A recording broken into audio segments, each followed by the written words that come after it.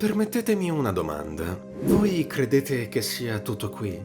Che non ci sia altro al di là mondano? Che sotto le grigie strade di Londra non ci sia alcun miracolo? Che oltre alle giungle di cemento degli uomini e ai loro cavalli meccanici non ci sia altro di importante? Oppure appartenete ad un'altra razza, ai servi della gelida scienza convinti dal canto vostro che l'anima possa essere estratta con un bisturi affilato e che tra un corpo vivo e un corpo morto non vi sia alcuna differenza, dico bene? Forse no.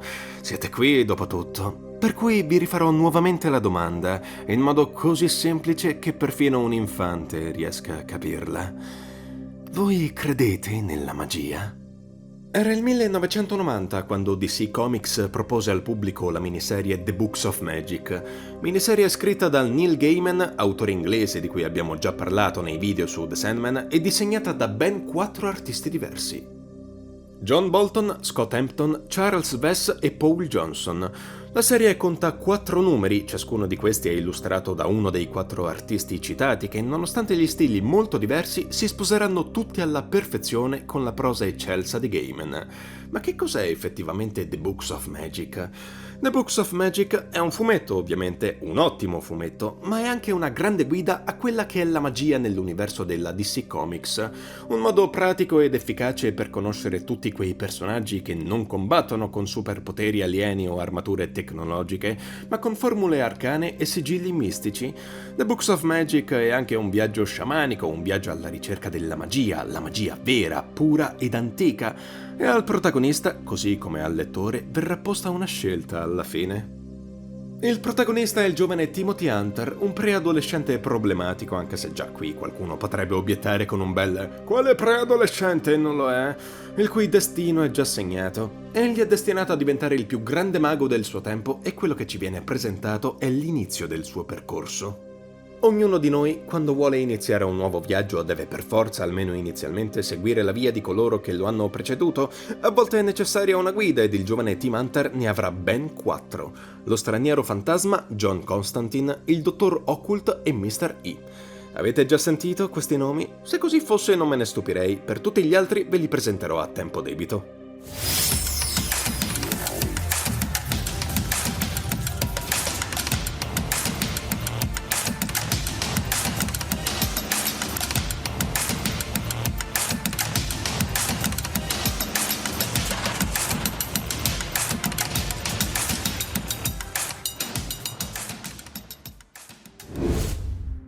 Possiamo chiamarli demoni. Gli umani ancora li sognano, confondendoli con gli dei. A volte li evocano e li fanno entrare nel tuo quadro di riferimento. La loro era si è conclusa quando in un altro quadro di riferimento la prima forma di vita è uscita strisciando dagli oceani.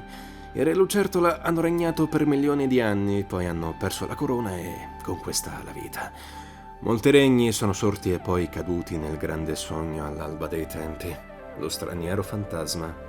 Timothy Hunter, sotto la guida dello straniero fantasma, viaggerà indietro nel tempo. Quanto indietro, vi chiederete? Fino in principio. Non al principio della Terra, ma quando tutto ebbe inizio. Ma chi è quell'oscuro straniero che con fare enigmatico ci accompagna dove, anzi, quando tutto ebbe origine?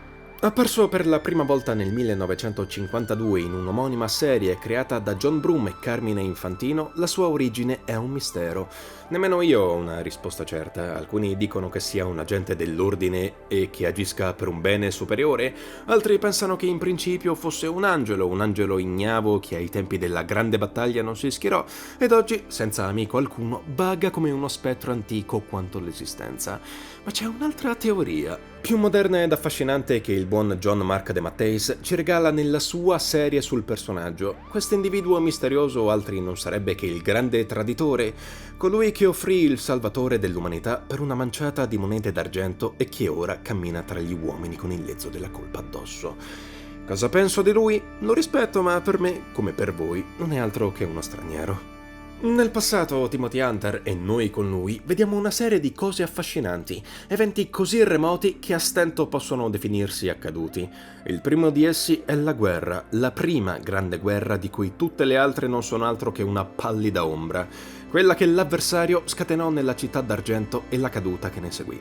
I due si muoveranno nel tempo fino agli albori della Terra, visitando epoche preumane, quando il mondo era abitato da demoni, fiere e creature oggi tacciate come leggenda, per poi giungere ad Atlantide. Ed è proprio il caso di parlare di Atlantide, poiché è probabile, se avete avuto lo scialbo tipo di istruzione che viene fatta ai giorni d'oggi, allora qualche vecchio professore ben fiducioso dei suoi dogmi vi avrà detto che non è mai esistita alcuna Atlantide, e probabilmente ci avrete creduto, e non esiste errore più grande.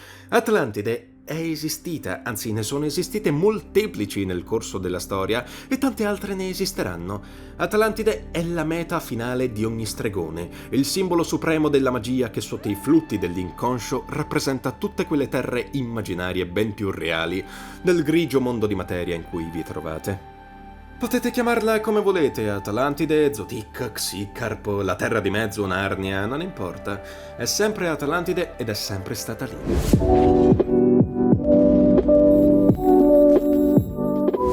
Timothy riceverà un saggio consiglio da un vecchio stregone di Atlantide dimenticato dalla storia. Potrebbe interessarvi, dopo tutto. È tutta una beffa che non merita il prezzo pagato neanche per un secondo. Se potessi vivere da capo sarei felice, lontano, minuscolo. Forse vivrei in un buco in terra. Non entrare mai nelle questioni dei grandi e potenti dei. Non scoprire mai le gioie della scienza occulta. Questo è il guaio, sai. Quando inizi a percorrere la via non puoi più lasciarla. Ho detto abbastanza. Portalo lontano, oscuro camminatore. Mostrargli la prossima statua di cera di questo museo del passato. E, ragazzo, non accettare la loro offerta. È una grande beffa dorata. Vecchio stregone atlantideo.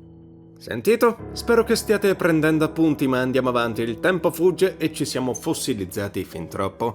La magia è sempre stata presente, motore potente di ogni epoca, sin da quando l'uomo riusciva appena ad emettere deboli grugniti sul fondo delle caverne, grugniti con significati, storie di caccia e di dei senza forme e grezzi rituali che trovavano in sangue ed ossa i loro primi feticci. E con il passare delle ere, quelle storie divennero più precise. Gli dei senza forma vennero abbandonati e quelli dalla mano decisa e dalla collera facile presero il sopravvento. Come con del ferro grezzo, la razza umana raffinò le idee, il linguaggio e per la magia fu l'epoca d'oro. Nuove ed incredibili storie di dei ed eroi vennero raccontate, una magia così forte che è sopravvissuta fino ad oggi. Egitto, Europa, Africa e persino il lontano Oriente, ogni popolo con i suoi antichi idoli, con i suoi racconti ancestrali, ogni popolo con la sua magia. Seguiamo Timothy e lo straniero nel corso delle ere finché ecco che non incrociamo un altro figuro. Ne avrete sicuramente sentito parlare. Lo chiamano Merlino. Non credo che Merlino abbia bisogno di presentazioni, ma in questo pantheon narrativo è bene specificare quanto la sua presenza non sia un caso, ma anzi la sua figura è sempre stata chiave nelle vicende legate ai personaggi di Etrigan e Jason Blood, un uomo e un demone le cui due anime sono fuse in un unico corpo. Le avventure che vedono Etrigan come protagonista le trovate su vecchie testate dal titolo The Demon. Sul personaggio il lavoro Garth Ennis spicca forse su tutti, oltre che quello di Jack Kirby, il suo creatore, ma anche nel recente reboot del personaggio The Demon Knights.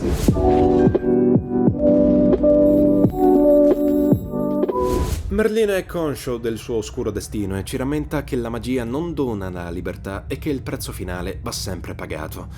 Proseguiamo. Ci saranno secoli bui, secoli in cui i servi degli arconti, schiavi dei dogmi e delle leggi, daranno alle fiamme i nostri testi arcani e le nostre sorelle. Davvero un periodo buio per la magia, ma che abbiamo superato con una certa classe.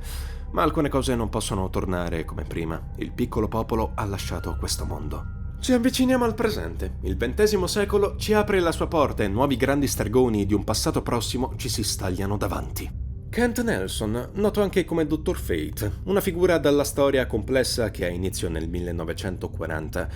Kent non è stato l'unico Dr. Fate, tra i più famosi vi sono senza ombra di dubbio Hector Hall e suo nipote Kent B. Nelson. La storia è travagliata a causa delle innumerevoli volte in cui l'universo ha cambiato la sua forma, ma l'elmo di Nibu, in suo possesso, resta tra gli artefatti mistici più pericolosi della Terra. Poi abbiamo due martiri, Sargon lo stregone e Zatara, entrambi illustri stregoni dell'epoca d'oro degli eroi in costume ed entrambi morti nella stessa vicenda, un momento di totale cambiamento per la magia. Accadde negli anni '80 sulla testata Swamp Thing, nella gestione di Alan Moore per esattezza. A quel tempo la grande oscurità, la tenebra, la grande bestia malvagia o come preferite chiamarla, era stata risvegliata e stava per distruggere ogni cosa. Non vi racconterò tutta la storia perché non è questo il luogo, ma le cose andarono per il meglio, dopotutto siamo qui a raccontarlo, ma ci furono diverse vittime come Sargon e Zatara per l'appunto. Le conseguenze per la magia furono indescrivibili, da quel momento le storie e la magia non furono più le stesse. Sargon e Zatara morirono coraggiosamente come grandi stregoni, ma non erano soli quando ciò accadde. Un uomo, sopravvissuto fino ai giorni nostri, era con loro. Stiamo andando da lui, stiamo andando da John Constantine.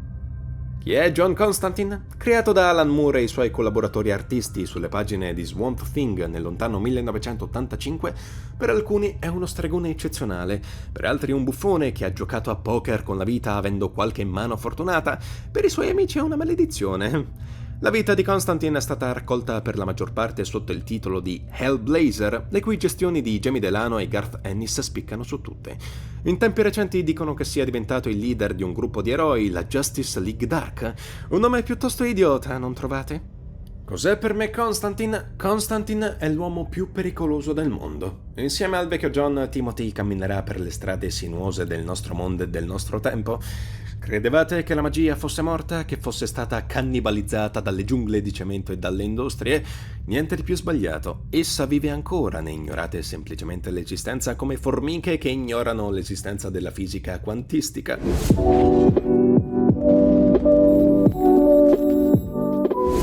Vediamo insieme a Timothy alcuni dei grandi stregoni che abitano il nostro tempo. La nostra prima conoscenza è Madame Xanadu, un nome d'arte moderno che si è scelta di recente. Il suo vero nome forse vi è più familiare, Nimue. Xanadu è antica, una maga esperta che ha incontrato persino la morte in persona e ne è uscita viva. La sua vita è stata travagliata ed il suo destino è intrecciato con figure come lo straniero fantasma, Merlino e sua sorella Morgana Le Fay. Le cronache della sua esistenza le trovate nella serie Madame Xanadu di Matt Wagner e Amy Reader Hadley. Amore, morte, tragedia e molto altro hanno caratterizzato i secoli della sua esistenza. Ha il merito di aver creato la cartomanzia, ma a differenza di Timothy, non abbiamo tempo per una lettura delle carte. Proseguiamo. La nostra seconda visita dovrebbe invece incutervi un certo reverenziale timore. Il mantello verde e il viso pallido dello spettro ci attendono. Un essere con due volti, ma torneremo sui dualismi più tardi. Jim Corrigan e lo spettro, due facce della stessa medaglia, due anime e un corpo. Come avrete notato, capita spesso da queste parti. Jim Corrigan era un uomo normale, uno sbirro morto in più di un'occasione, se vogliamo prendere in considerazione le varie riscritture dell'universo. L'unica cosa importante è che è morto e risorto. La sua essenza si è fusa con un'anima, con una cosa antica, con l'angelo della vendetta, lo spettro. Lo spettro è l'ira del Signore incarnata, pronto a vendicare gli innocenti e dannare i maligni. Ma possiamo davvero fidarci della sua bussola morale? Per conoscere davvero questa figura vi rimando alla serie The Spectre di John Ostrander, un vero gioiello. Il prossimo individuo incontrato dal duo è il Dottor Fate. Più ci addentriamo in questo viaggio, più noterete come gira e rigira i nomi importanti sono sempre gli stessi. Il Dottor Fate parla di ordine e caos ed in effetti queste potenze sono reali, due poli opposti su cui si bilancia ogni cosa, ciascuno con i propri agenti o campioni. Personalmente prediligo il caos, dopotutto chi mai prenderebbe ordini da una scatola di cartone? Proseguiamo. I due bussano alla porta del sempre confuso Jason Blood, anche di lui abbiamo già parlato. Come ho detto, alcuni di noi camminano su questa terra da molte ere, la morte è più capricciosa di quanto sembri. Ecco che i nostri eroi e noi con loro si dirigono dalla paghetta più carina del quartiere, Zatanna. Zatanna è la figlia di Zatara, come suo padre anche lei vive come prestigiatrice supereroina. Membro di spicco della Justice League Dark, non fatela mai parlare al contrario. Nonostante l'eccentrico costume e il bel viso, è un'incantatrice che non va assolutamente sottovalutata. Constantine lascerà momentaneamente Timothy nelle mani di Zatanna, la quale lo porterà in un club privato per figure mistiche. Qui il ragazzo conoscerà altri maghi ancora, maghi oscuri con un passato tutt'altro che pulito. Tra essi vediamo figure di un certo peso come Tala, una storica nemica dello straniero fantasma che troverete nelle prime storie a lui dedicate. Lo stregone Tannarak, anche lui uno stregone di quel periodo che ai giorni nostri fa parte del culto della fiamma fredda, insieme all'omonima figlia di Saragon e a Mr. E che conosceremo in seguito. Non mancano poi stregoni minori come Felix Faust o Wizard, gente in giro da un sacco di tempo ma che quando sono tra i piedi sono solitamente un fastidio. Portare Timothy in un luogo simile è un errore, ci sono forze che non vogliono che lui apprenda. Ha troppo potere, è troppo pericoloso. Timothy e Zatanna sono circondati, la situazione è senza via d'uscita, poi una voce.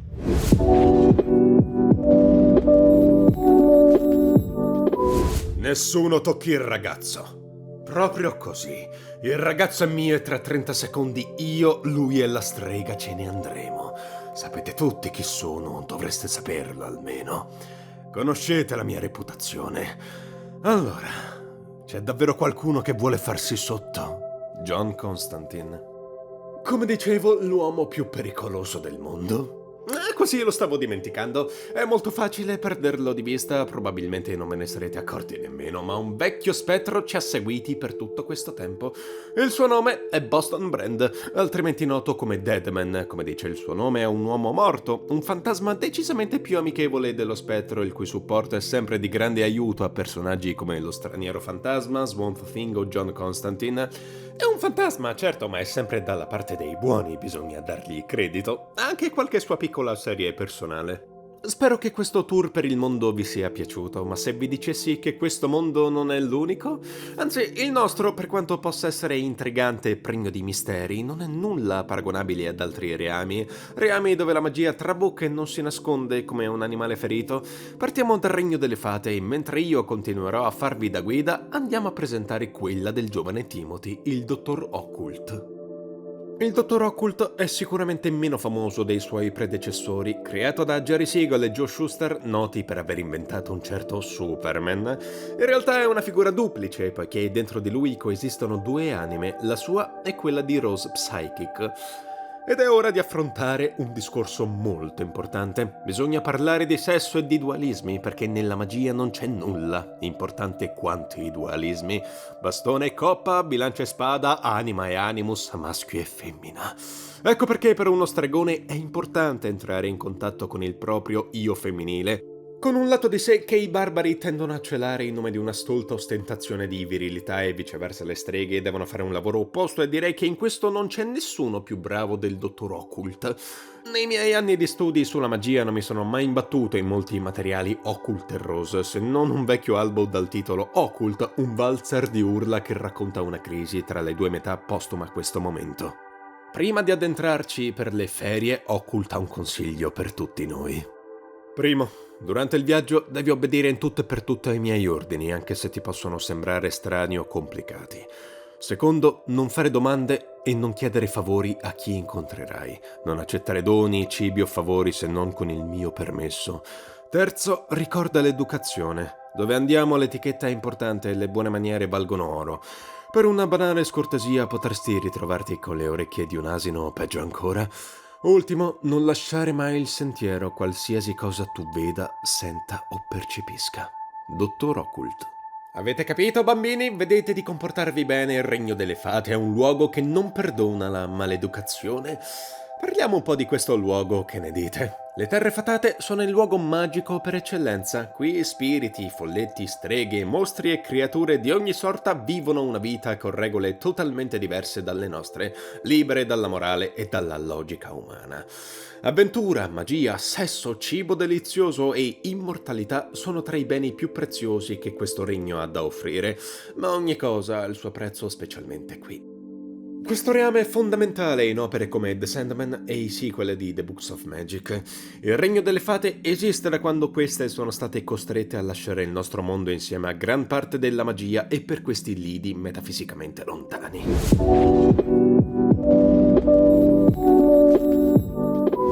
Tra i luoghi più importanti delle ferie c'è sicuramente il mercato. Qui i baratti di ninnoli e oggetti magici sono all'ordine del giorno. Desideri una pozione d'amore, un pugnale magico, la lampada di un genio? Probabilmente troverai quello che fa per te. Al mercato Timothy e la sua maestra incontreranno una figura che spicca tra mercanti e creature magiche, un certo Glory. Glory, o Gloria, È una figura misteriosa tanto per voi quanto per me. Ho scavato a fondo per sapere qualcosa sulla sua figura e tutto ciò che ho trovato è stata un'unica altra vera apparizione documentata, escludendo un fugace cameo in Sandman Endless Night. Se sulle pagine di The Books of Magic Glory ha un ruolo da giudice imparziale che fa rispettare le regole, egli compare brevemente anche sulle pagine di Sandman Overture.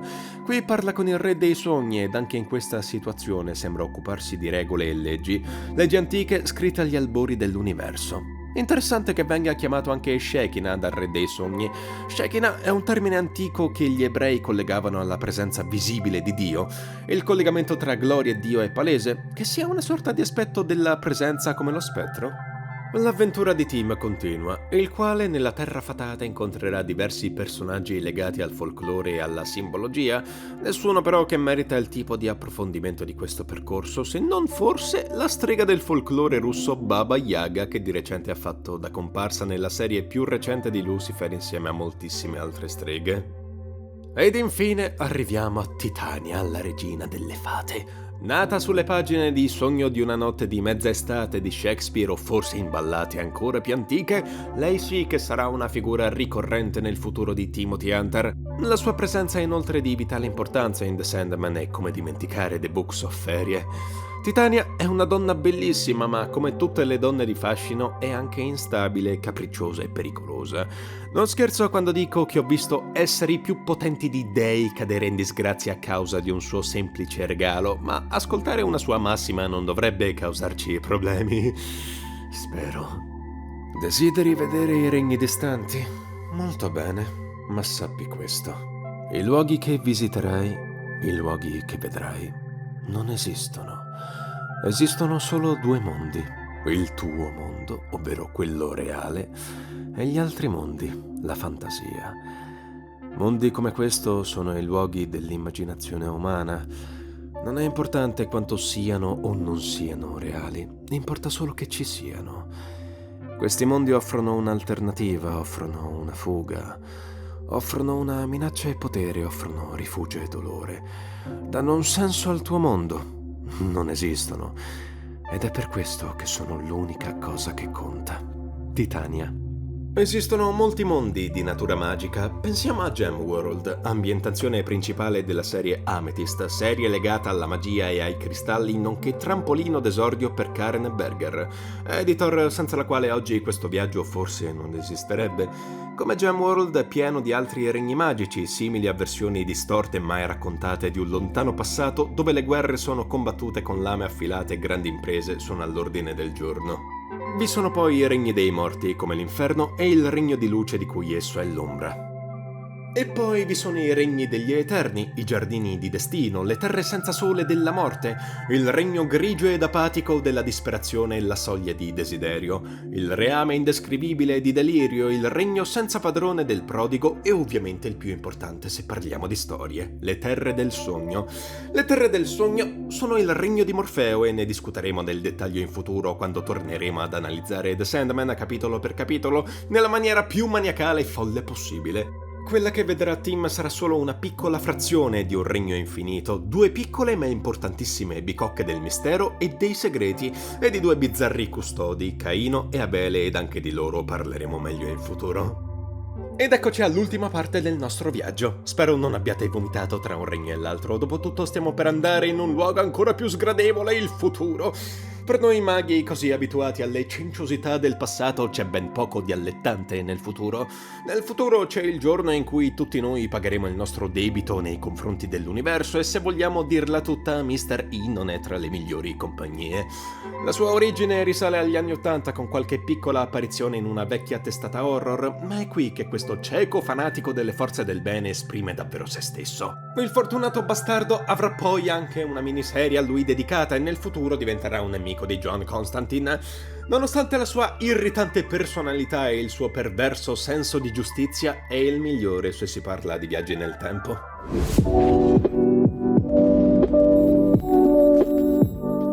Andiamo nel futuro, un futuro di guerra e caos, perché questo ci attende e questo è il prezzo finale della magia, un'ultima grande battaglia. Riusciamo a scorgere volti vecchi come Etrigan, Zatanna o John Constantine, altri nuovi come il malvagio Eclipso, la più grande minaccia che Gem World abbia mai conosciuto, o Tefe Holland, figlia di Swamp Thing e sua erede, ella domina sulla natura. Potete trovare ulteriori informazioni su di lei nella serie Swamp Thing di Brian K. Vaughan, un'ottima lettura per avvicinarsi al verde. Ed è qui che ci conducono tutte le storie ad un'ultima grande battaglia, il bene contro il male. È questo che ci raccontiamo dall'alba dei tempi. Prima lanciavamo incantesimi grezzi come grugniti attorno al fuoco, poi abbiamo evoluto la lingua, rendendo quelle storie sempre più raffinate e complesse. Siamo passati poi alla scrittura e le abbiamo rese immortali, prima su tavole di pietra e in seguito su fogli di carta sottili. Ma non ci siamo mai fermati. Le abbiamo adornate ed infiocchettate con suoni, immagini ed interazioni, fumetti, film, videogiochi persino, nuove forme di magia che gli antichi non potevano nemmeno immaginare. Ma tutte le storie parlano sempre della stessa cosa: il bene contro il male. E quando ciò accadrà, quando i due poli su cui si basa tutta l'esistenza si scontreranno, allora avrà inizio. Ancora più avanti. Ma gli uomini dimenticano la magia e costruiranno i loro grattacieli ancora e ancora. Punteranno alle stelle e alla fredda scienza e la magia verrà dimenticata in un ciclo quasi eterno. Non fermiamoci ancora più avanti. Ci sarà il tempo in cui gli uomini abbandoneranno questo mondo, espandendosi come un disgustoso cancro per tutto l'universo in colonie e imperi infiniti. Sarà allora che la magia tornerà. Ancora una volta. Vediamo navi spaziali con motori alchemici, armi cosmiche dotate di rune antiche, sigilli quantici renderanno reali i nostri sogni. Magia e scienza sono una cosa sola. Ancora più avanti. Milioni di anni nel futuro, entità grottesche verdi, vagamente antropomorfe popolano la Terra. La magia esiste ancora, ma nemmeno io la comprendo più. Tutte le nostre battaglie, tutte le nostre storie hanno davvero significato qualcosa? O abbiamo solo cercato di ritardare l'inevitabile? Avanti, ancora più avanti. Non esiste nulla. Solo una piccola luce nelle tenebre, sembra una cittadella, ma non oserei definirla davvero tale. Come sarebbe scorretto definire gli abitanti di questo luogo persone? Essi sono gli archetipi, i principi su cui l'intera esistenza si basa, su cui tutte le storie si sono sempre basati. Quelle pallide ombre che si riflettono in forma sempre diversa in ogni storia mai narrata saranno ancora lì e con loro tutti i personaggi di cui abbiamo mai narrato, tutti gli eroi di cui abbiamo cantato le gesta, tutti i burloni canzonatori che ogni novella che si rispetti possiede. Ce l'hanno fatta.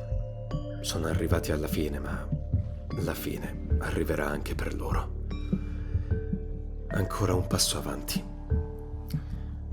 E poi non rimarrà più nulla. Solo Mystery, Timothy Hunter ed il vecchio destino dal libro imponente. È la fine di tutto. La storia è giunta al termine e noi non dovremmo essere qui. Quando l'universo finirà e il cieco destino girerà l'ultima pagina del suo libro, allora, e soltanto allora, lei metterà le sedie sui tavoli, spegnerà la luce e chiuderà a chiave l'universo. Sotto i suoi occhi, compassionevoli, simili a quelli di una vecchia amica, il nostro viaggio ha fine. È tempo di tornare indietro. Prima di concludere il nostro viaggio, ora che siamo tornati al nostro tempo, è mio dovere informarvi che le avventure di Timothy Hunter continueranno in ben 2 serie, tutte con il medesimo titolo. Una più vecchia scritta da John Neal Riber e Peter Gross, e un reboot della serie è stato lanciato con il progetto The Sandman Universe, insieme ad altre testate storiche come Lucifer o The Dreaming. Se invece vi è piaciuto l'oscuro quartetto di insegnanti di Timothy Hunter, invece vi informo per vostra gioia che i 4 lavoreranno ancora insieme su una miniserie chiamata I 4 Cavalieri dell'Apocalisse in Trench. Beh, cosa sono quelle facce? Andate a casa, il viaggio è finito, no? Ah, ma certo, volete una risposta alla domanda per cui siete venuti qui? Ebbene, è con mia somma gioia e divertimento informarvi che vi ho ingannati. Sono stato bugiardo e malizioso, ma se siete arrivati fin qui vi meritate questo contentino. È innegabile che vi siano delle somiglianze estetiche tra Timothy Hunter ed Harry Potter con The Books of Magic, che è uscito decisamente prima. Vi sono altri dettagli poi che collegano i due ragazzi a una situazione familiare difficile, o anche solo il fatto che entrambi abbiano un gufo come animale di supporto. Le similitudini ci sono, appunto, ma Gaiman stesso ha dichiarato che siano circostanziali e che sia lui che J.K. Rowling abbiano preso ispirazioni dagli stessi archetipi. Dovreste averlo imparato dal nostro viaggio ormai, no? Tutte le storie si basano su archetipi, su immagini, su forme già raccontate e rimodellate. I nuovi incantesimi vengono scritti a partire da quelli degli antichi, così è stato e così sempre sarà. Vi ho preso in giro con parole fuorvianti e ingannevoli, altrimenti non mi avreste mai seguito in questo viaggio pigri affamati di gossip e sciocchezze mondane come siete. Ma ora, prima proviate a mettermi sul rogo, è tempo di salutarvi davvero, sperando di ritrovarvi qui nel prossimo video. Un'ultima cosa. Ora, credete nella magia?